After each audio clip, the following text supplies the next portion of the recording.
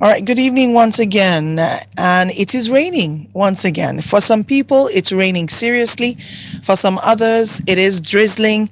For some others, the sky is overcast. Bottom line is, within the metropolis at least, we are fully drenched.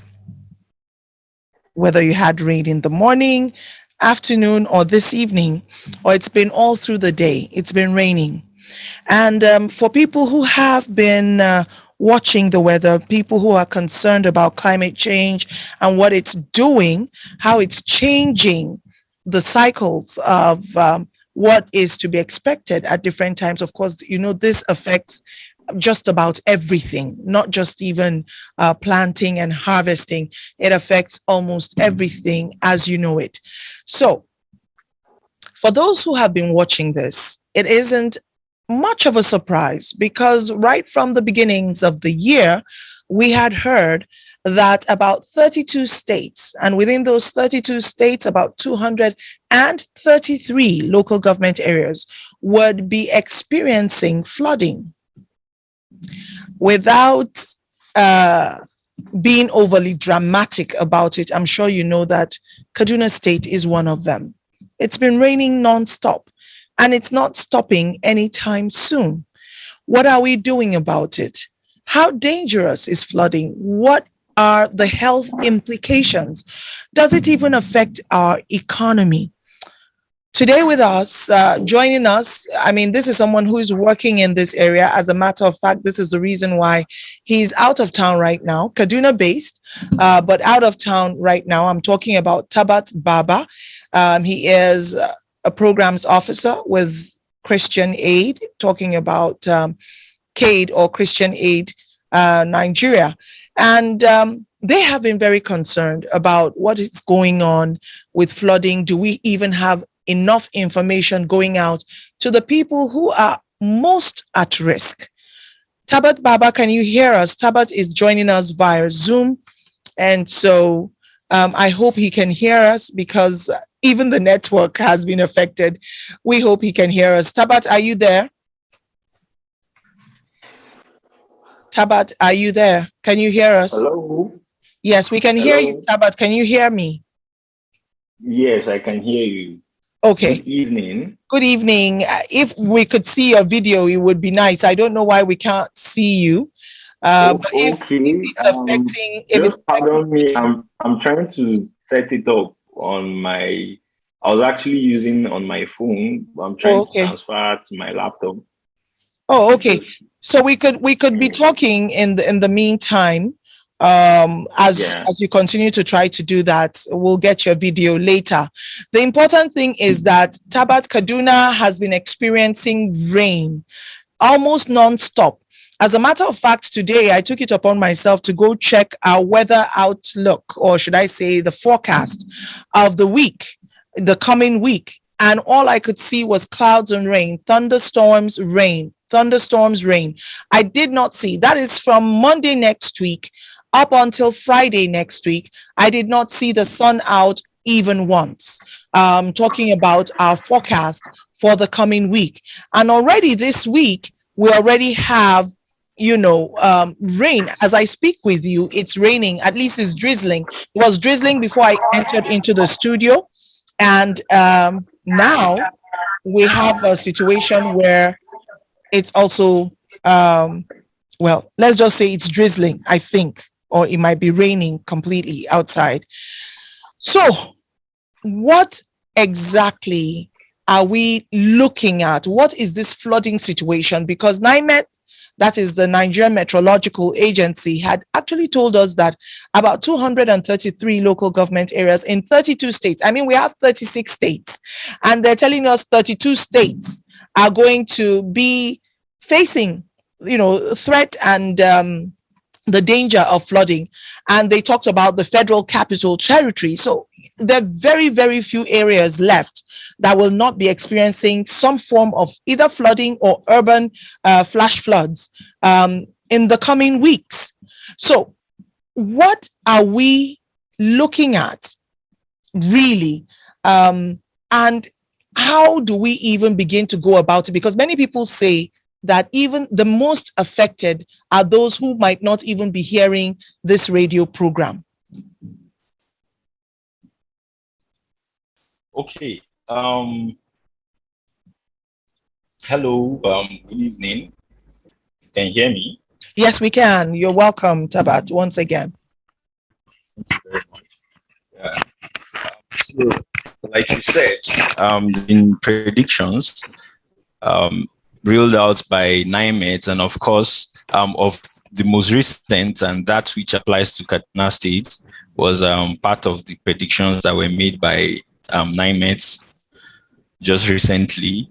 And it shows that Kaduna, alongside other northern states, most especially to experience consistent rainfall for the next coming days.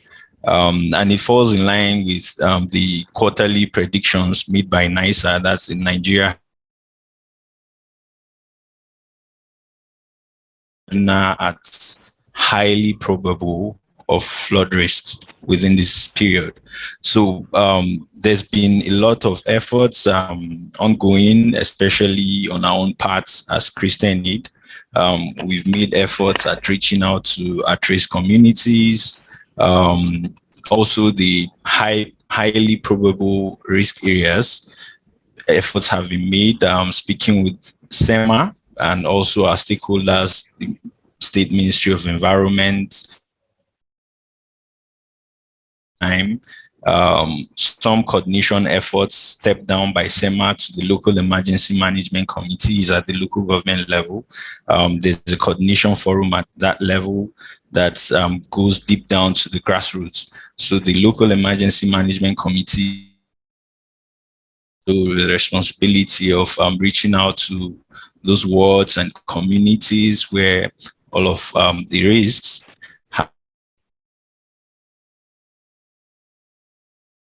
to speak to the population that are at risk, to relocate from these flood-prone areas to safer zones. And I'm sure from the readings that I saw, just one of our colleagues who's a member of the Kaduna State Disaster Management Platform went to the River Kaduna Gauge station, and the alert is that it's already on red, which shows that, of course, from any moment from now, if there could be a rapid onset, even though what we've witnessed for the past couple of days or weeks is a slow onset, the elevation is getting higher and higher, and not at that rapid level. But what we're looking at this point in time is that there's every probability that we could have a rapid onset, that people just wake up and, of course, their houses are flooded, their properties might be submerged, and so many other damages that could be caused by this, even to infrastructure. So there's a need to heighten sensitization. I understand SEMA is already doing that. The Ministry of Environment is also coordinating efforts at heightening the sensitization down to the community level. So we're hopeful that the at-risk population would heed to the warnings and move to safer places, because this is the only opportunity and the only time they have, of course, to relocate, considering that there could be a rapid onset. So that's the point where we found ourselves. It's quite a peculiar situation for this year. We've seen the experience in Jigawa, and I think the situation, from what NIMET had predicted, it's quite high in the northwest region. In the southern region, I think there's even going to be less than usual rainfall. That's a prediction. But up north, around the northwest, there's a high precipitation at this point, and that puts it at high risk, because we know rainfall contributes also to the water elevation. Yeah. Right. So even though the prediction is we'll be seeing even higher readings, I'm talking about the amount of rainfall that we're going to be getting is going to be higher than, say, the year past or the one before. one would not say that flooding is new to the people of Kaduna State. Now, you're talking about sensitizing people, asking them to move on to higher ground. What exactly have you found as a common factor as to why people continue to put their lives and properties at risk by having their, dwellings and, particularly dwellings, but some people farms, but dwellings, I'm particular about dwellings. What exactly is it that draws people to those spots where they know that the rain is going to come? And most likely, this rain is going to get to this point, and we're going to have a flooding problem in this house. Why do we have people who still put their lives at risk like that? What is the factor at play? Okay, so that brings us to the issue about vulnerability. Vulnerability is a factor that actually affects people's choices. So basically, I'll just go straight to one of the key vulnerability factors in this case, and that has to do with income. So it's very, very, very likely that people who are on the low income would want to reside in such areas that are prone to flooding because the economic value of such properties are usually low and affordable. And that's why a lot of them tend to reside or build structures within these very high risk areas. Another is maybe cultural factors, tradition. It could be that some persons may have inherited these properties from their parents or foreparents, and of course, they might just want to keep the heritage. Some might even tell you, oh, of course, our grandparents or our foreparents were buried here, and of course, we don't have anywhere to go to. In fact, the general response is you keep hearing people saying, we don't have where to go to. We don't have anywhere to relocate to.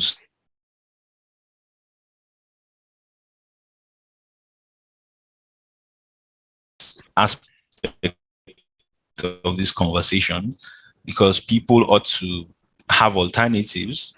But in whichever case it is, I know a lot of people might end up moving into friends, moving in to stay with friends or family members who are within the cities or maybe the suburban areas, and the rest of them wherever their relatives might be located. So one issue there is, there's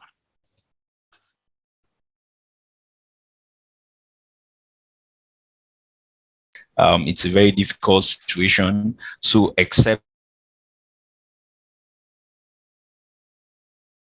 occurred, maybe let's say, God forbid, the disaster occurs and they are forced to move out. And that's the only point where they can concede to moving in to stay with other houses, whether friends or family. So people tend to want to stick to their comfort zone, stick around, and they are hopeful that, of course, nothing is going to happen, except if it happens before they move out. But the highest ranking of all factors that are recurrent when people excuse themselves of not relocating is that they feel they don't have an alternative. So there are rarely alternatives for these people to move to, and that becomes the problem at that point. So it's even a bane in the sensitization. So of course, you're creating awareness. People understand the risks. A lot of them have been there, so they know the historical timeline of flooding.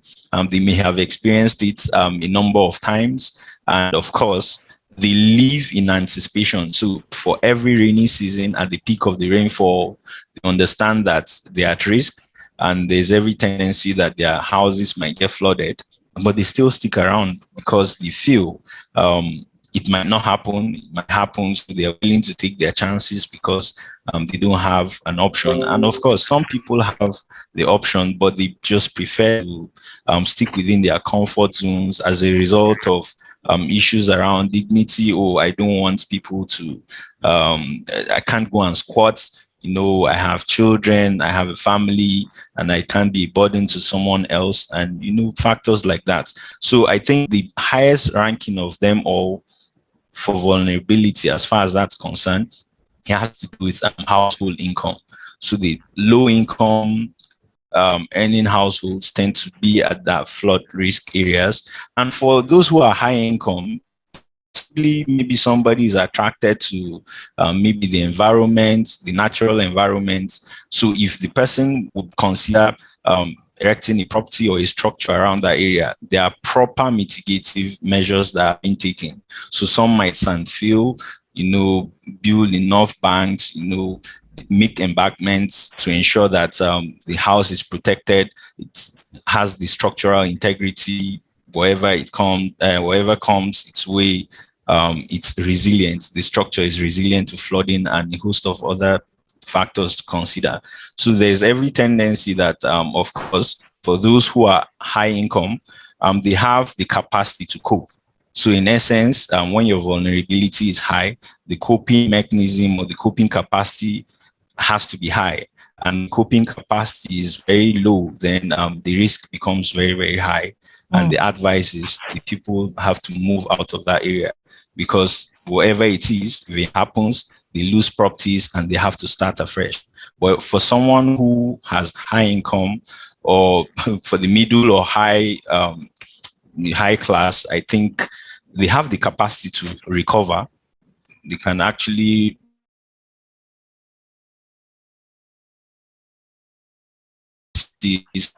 put up something very nice. Oh, wow. It's very hard or very difficult for those who are nuns. So that's my take about what needs to be done. I think an alternative has to be created, whether by partnership, humanitarian agencies are equally there to help. The government is there. I understand also the federal government is doing a lot through the ecological funds. That can be an area that can be explored. Just see that some structural mitigative measures are put in place, such as constructing dikes and other drainages that can channel water away from these high-risk areas. So it's left to government to decide based on the available resources what the best option is. How much rain are we still expecting? And how does it differ from what we had, for instance, last year? If you were to compare it to what year would you compare the rainfall that we're expecting this year? To what year would you compare it? That's if you have that information. It would be nice to know how much rain are we still expecting? How much have we had? How much are we still expecting? And to what year would we compare the kind of rain that we're about to have right now? Okay. I do not have the data to compare it, because when we're looking at the historical timeline, it might span a lot of years, if not decades. So it's best left to the host communities. But based on the predictions that we have, or the forecast coming from NIMET, I feel this is quite a different situation we have in this year, because this is predicted or forecasted to last a number of days, spanning to maybe 2 to 3 weeks. I don't know, depending on what it is. But of course, from the data available, they've also committed to keeping the populace updated with information about whether there are changes, or there's going to be an increase, or there's going to be a decrease. So I know that the forecasts usually come within a range of a few days for accuracy. So you might not necessarily have a long range prediction that might span across weeks. So I think it's even more accurate when it comes to narrowing it down to a few number of days. So that data accuracy might be a lot higher when it's reeled out for a few days. And I think for what I've seen, based on the data available, the next few days there's still expected rainfall. Even though I'm not in the city at the moment, but of course I've been in touch with base and friends, family are telling me, oh, it's been raining for the past couple of days, morning, evenings, so some activities are quite disrupted. Some businesses are also affected. There are businesses that thrive in some open.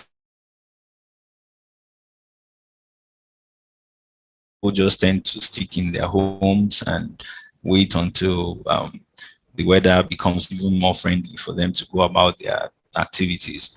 So it has an impact in a way on even economic activities, apart from the risk posed on the at-risk communities that have been mapped out for flooding. So there's a tendency that we might experience flash flooding in a number of areas. I think already in Jos, the fast also extends to Plateau State. And I know very well that already I've gotten updates from Jos. A community in Jos is already flooded. And it's as a result of the rainfall, consistent rainfall. So it has a way of getting the streams, the water drainages, the channels, they all funnel into one stream. And that has created some sort of flooding in some high risk areas, especially the low income areas, the residential areas where people build along river banks. In fact, if you go to some of those areas, you find people building on stones that are very, very close to the streams. So in cases like this, when water elevation becomes very high in terms of precipitation, the amount of rainfall goes it goes on and on. So the level of water everywhere is quite high. And of course, water would always find its way. And if the volume becomes too high, then it flows into households. And that's the peculiar risk we face here in Kaduna also. I know from areas along Tudun-Wada, some areas that all have tributaries to River Kaduna, either by water channels and maybe smaller streams. There's also that high risk of flooding within those areas, because the flash floods are actually as a result of heavy rainfall or consistent rainfall that might last for a number of hours. So the water retention around becomes very low at that point. So water would always find its flow, and that's where we begin to have stagnant water along some certain lines, and then it contributes to the elevation of water within such environments. So we should expect flash flooding as a result of this. So it's not a matter of river flooding. River flooding might be impacted by upstream activities. So, for example, whatever is happening along Sokoto and all those areas, Jigawa, of course, Katsina might have an impact also in Kaduna, and also we're looking at Niger down to Kogi. So it's going to be high impact when we have upstream activities, the water volume contributing or flowing at a speed and the elevation very high. From Benue, the updates we had from one of the coordination meetings is that the water level is currently at 7.9 meters. Also red alert as it is.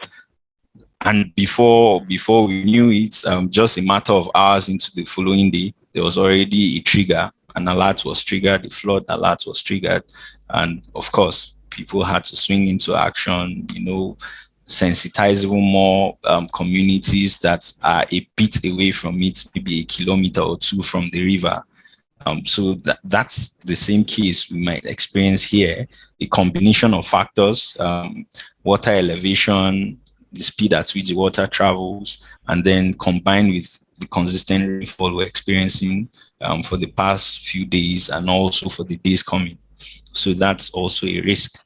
Mr. Tabat Baba, Program Officer of Christian Aid Nigeria, talking to us about the flooding.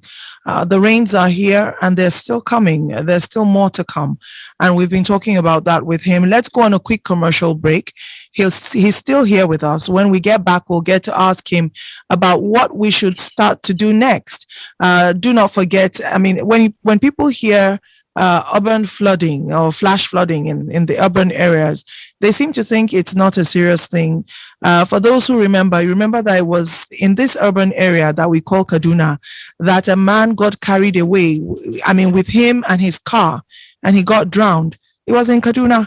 So what are some of those things that we shouldn't do ever, whether you're in the car or you're with your foot walking? What are some of those precautionary steps that we should take? Because this flooding picture, the danger that we're talking about is real, very, very real. Do stay with us. Let's go on this commercial break. And when we get back, we'll get to ask those questions of Tabat Baba. Stay with us. All right. Thank you for staying with us. Still with Tabat Baba, Program Officer Christian Aid. And we've been talking about flooding and all that goes along with it. Now, we're live on Facebook. And I want to ask a question because it would help. It could be like an informal kind of research. Where do you stay, and are you beginning to see signs of flooding, or are you facing flooding already? I think I'd really love to know that. If you could, would appreciate you going on Facebook on the live feed of this program and just drop, this is the area, this is where I stay, and this is what is already happening in that area as regards flooding, so that even beyond this program, we can work with SEMA to start to see how we can help, because we don't want any life lost simply because we had a flooding situation in Nigeria. Back to you, Tabat. Can you hear us? Yes, of course, I can hear you. Oh, okay. All right. So that's nice. I was thinking that the network was playing up once again. Now, before we went on the break, I was asking about some precautionary things, ways of life that we should imbibe, factors that we should think about, for it to have some sort of impact on the decisions that we take as we continue to face this threat to not just livelihood, but even our lives.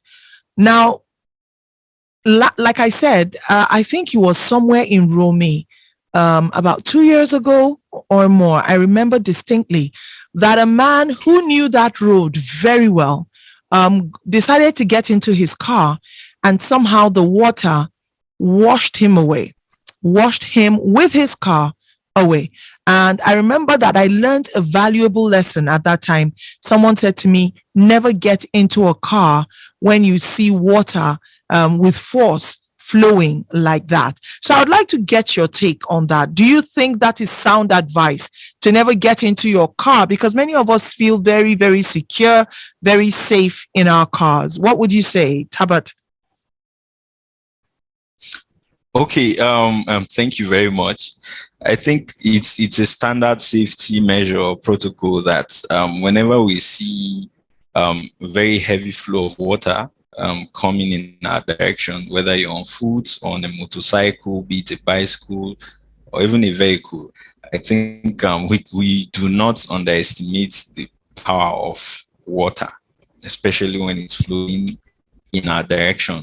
So we shouldn't take that risk, no matter what it is, even for stagnant water that we do not or cannot ascertain the level or the depth of that water. We shouldn't even take that risk, because there are some places that might be very deep, or there might be holes or something. It might be sharp objects and all of that. So we have to take that precaution. In a situation like that, I would advise that if you feel your safety is threatened, then the nearest option to take is to find a very safe area and move as far away as possible from that threat. It's actually hazardous to drive in an area like that. So I wouldn't even advise anyone to take such a risk. It's better you're stuck or you're trapped within the location, but you know you're safe and unable to access wherever you're going to or your destination, than taking that risk of, oh, I think I know my way or I understand the routes, and then I'm just going to take the risk and move out of the area. It's not something anybody should be advised. It's not a step we should take at all. We've seen a lot of video clips. Of course, there are rapid onsets of flooding. You just keep seeing it, and then before you know it, there's a heavy flow even beyond what you've seen, Right. and everywhere is flooded. So that's a particular challenge that we have to watch out for. Part of the measures that we can always take is we should have early warning systems. They would help us understand better how the water is flowing, or they can predict the risk threshold, and then of course we know the corresponding action or measures to take, just as we're getting the warning alerts. But when we're not prepared, we're not monitoring the situation. A key component of an early warning system is hazard monitoring. So we need to keep monitoring the situation, understanding what the situation is, so we understand